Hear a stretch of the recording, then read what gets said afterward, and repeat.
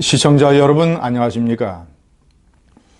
한국의 국회 대표단이 미국에서 낸시 펠로시 연방 하원 의장을 만났습니다.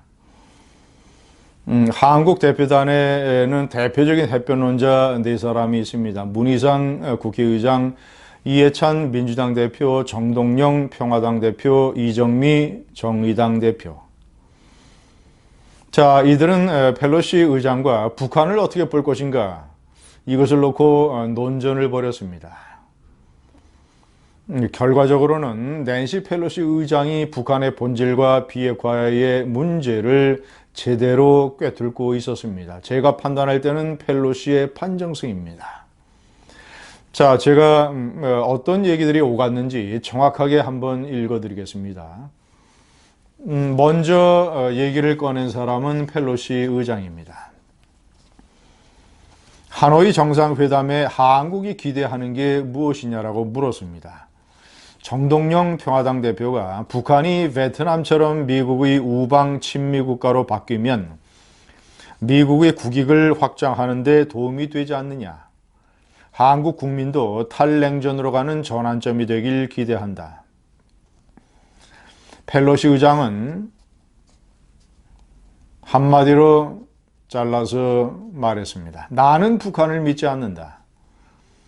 자, 그러면서 그가 1997년에 하원 정보위 위원들과 함께 북한을 방문했던 경험을 얘기를 했습니다. 전 세계를 다녔지만 북한 주민들의 가난과 비참함은 상상할 수 없을 정도였다. 그때부터 나는 북한 정권을 믿을 수 없다. 자, 그러자 정의당의 이정미 대표가 이렇게 받았습니다. 자, 북한은 과거 고난의 행군 시절에는 그 시절과는 많이 변했다. 지금 북한은 경제 개발을 원할 만큼 많이 달라졌으니 가까운 시일 내에 다시 방북해 보라라고 권했다고 합니다. 시청자 여러분, 펠로시 의장은 자신이 왜 북한을 믿지 않는가를 근거를 대면서 얘기를 했습니다. 1997년의 방북 경험이죠. 자, 1997년은 94년에서 96년까지 3년간의 고난의 행군을 마친 그 이듬해였습니다. 북한 주민들의 생활상은 정말이지 비참하기 이를 데 없었죠. 북한은 1990년서부터 1998년까지 9년 동안 내리 마이너스 경제 성장을 했습니다. 자, 그러니까 1997년은 정말이지 북한의 경제 수준의 최악에 이르렀을 때입니다. 시청자 여러분, 저도 그 시점과 가까이 평양을 방문한 적이 있습니다. 2000년에 워싱턴 특파원 시절에 올브라이트 미 국무장관을 따라서 평양에 갔습니다. 순안공항에서 올브라이트 장관 일행이 탄 미국의 비행기를 기다리는데 당시 날씨가 10월 말 11월 초 상당히 북한으로서는 쌀쌀하고 추운 날씨였습니다. 그래서 북한 당국이 순안공항에 기다리는 대합실에 캐비넷 온풍기를 켰습니다. 그런데 사용하지 않다가 갑자기 킨 것인지 온풍기를 키자마자 얼마 안 있어서 정전이 됐습니다. 시청자 여러분, 평양 순안공항에서 평양 시내로 들어가는데 한국으로 따지면 김포공항이나 인천공항의 가도입니다. 그 나라의 대표적인 얼굴이요 길이죠. 자, 그런데 길가에 농가 군데군데 유리창이 깨지고 아주 엉성하게 비닐로 막아놔서 그 쌀쌀하고 추운 날씨에 바람이 숭숭 들어갈 정도였습니다. 제가 평양에 유치원을 방문을 했습니다. 평양 시내에서 유치원을 보낼 정도면 적어도 중산층 이상일 겁니다. 자, 그런데 유치원 학부모들의 뒤에서 제가 이렇게 자세히 살펴봤는데 낡은 비로도 한복들을 입었는데 머리는 이 거칠고 그리고 저 목에는 비듬이 군데군데 떨어져 있었으며, 자, 그리고 화장빨이 받지 않아서 피부가 거칠어서 화장이 이렇게 붕 떠 있었습니다. 저는 능라도 경기장에서 벌어지는 매스게임도 관람했습니다. 올브라이트 장관, 김정일 위원장과 함께. 김정일 위원장이 한 30m 정도 이렇게 떨어져서 앉아서 있었죠. 자, 그런데 너무나 공포스럽게 완전히 인간을 기계 또는 컴퓨터 그래픽처럼 이런 식으로 만들어 놔서 하여튼 이 단체 행동에 완전히 놀라고 충격에 빠진 이 미국의 기자들이 버스를 타고 숙소인 고려 호텔로 이동하면서 다들 막 이렇게 얘기를 했습니다. Incredible, unbelievable, shocking. 믿을 수 없다, 충격적이다. 이 세상에서 이 국민을, 사람들을 저런 식으로 기계로 만들 수 있는 독재자는 김정일, 김일성 이 부자들밖에 없을 것이다. 마오쩌둥도 히틀러도 스탈린도 이런 식으로 인간을 기계로 만들지는 못했다라고 그런 식으로 얘기를 하고 또 그런 식으로 일부 기자는 기사를 쓰기도 했습니다. 저는 그때 북한의 실상과 또는 이 평양의 시내가 그럴 정도이면 지방으로 가면 얼마나 못 살고 가난하고 비참하겠습니까? 그리고 제가 능라도 경기장의 매스게임을 보면서 북한이란 나라는 믿을 수가 없구나. 북한이란 나라는 정말이지 무슨 일도 해낼 수 있는 나라구나. 이 나라가 아무리 이성과 합리와 협상을 얘기해도 그것을 믿어서는 안 되겠구나라는 신념을 저는 그때부터 갖게 된 것입니다. 아마도 낸시 펠로시도 저하고 비슷한 생각을 갖게 됐겠죠. 저하고 비슷한 것을 봤겠죠. 다만 이제 이 남한의 햇변론자들은 자신들이 보고 싶은 것만 보거나 아니면 똑같은 것을 봐도 자신들이 해석하고 싶은 대로 해석을 하는 그런 차이가 있겠죠. 제가 논전의 두 번째 대목을 한번 보여드리겠습니다.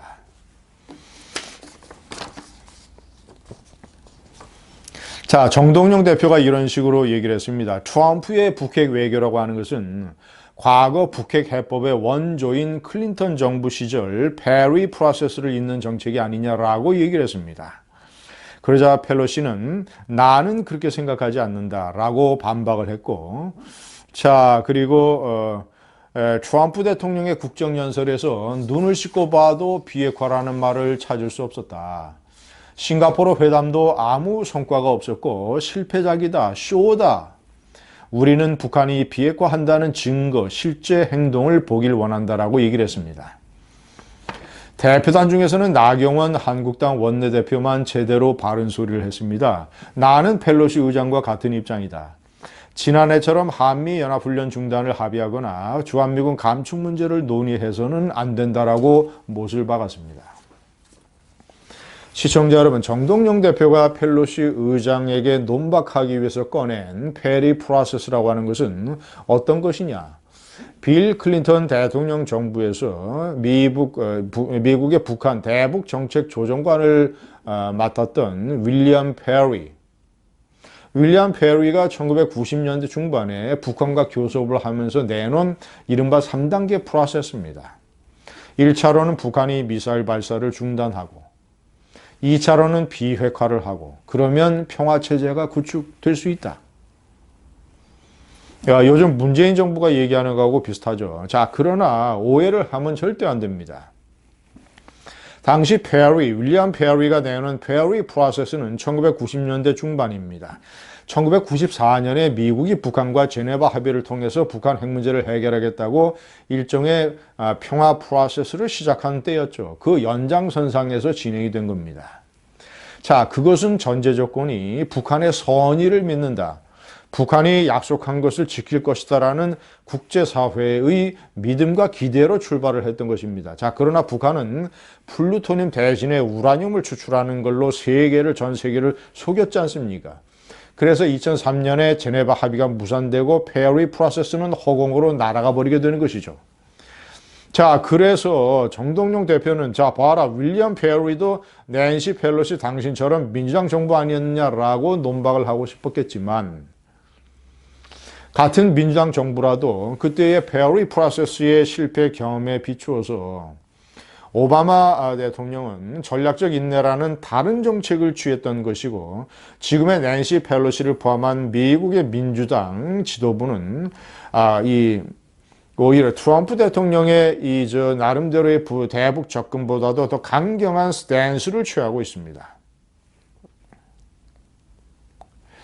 시청자 여러분, 저는 결론적으로 이 몽매한 대북 프로세스, 이 평화 프로세스, 햇볕 정책에 빠진 정동영 대표는 어떤 사람입니까? 과거 노무현 정권 때 통일부 장관 시절에 방북해서 김정일이를 만나고 온 다음에 무슨 김정일이가 통 큰 지도자요, 무슨 시원시원하고 결단을 잘 내리는 지도자요라고 김비어천과 김정일의 칭송가를 불렀던 사람 아닙니까? 자, 그리고 이해찬 대표는 지난해 노무현 대통령의 14 선언을 기념하는 평양 행사에 남한 대표단의 일원으로 참석을 해서 만수대 창작사를 둘러본 다음에 같이 간 기자들에게 이렇게 얘기를 했습니다.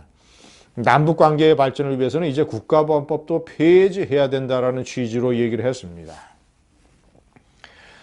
평양의 한 가운데에 가서 국가보안법 폐지를 운운하는 이 몽매한 이 햇변론자, 그리고 김정일에게 속아 넘어갔던 이 정동영, 이런 사람들에게 낸시 펠로시 의장이 점잖게 꿀밤을 한 방 먹인 것 아니겠습니까?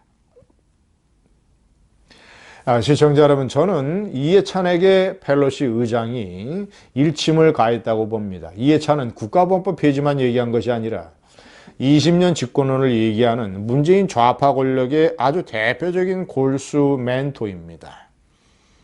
문재인 대통령의 형, 골수 멘토이자 남한의 우파 세력에게는 저승사자. 이해찬의 마음속에는 20년 집권을 통해서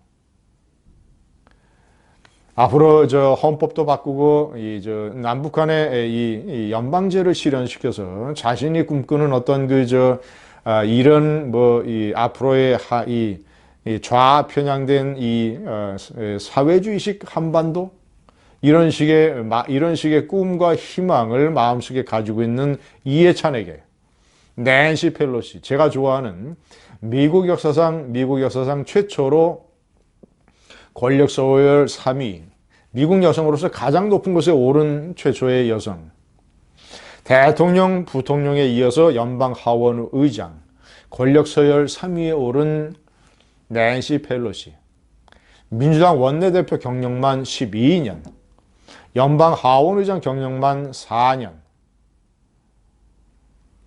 이전 낙태라든가 또는 이런 문제에 관해서는 대단히 진보적인 의견을 가지고 있는 캐톨릭 교도이면서도 북한의 인권이나 북한의 비참한 생활상에 눈 감지 아니하고 진정한 진보, 북한의 인권을 개선시키고 북한을 문명세계로 끌어들이는 진정한 진보를 추종을 하는 낸시 펠로시가 이해찬에게 한 방 먹였습니다. 감사합니다.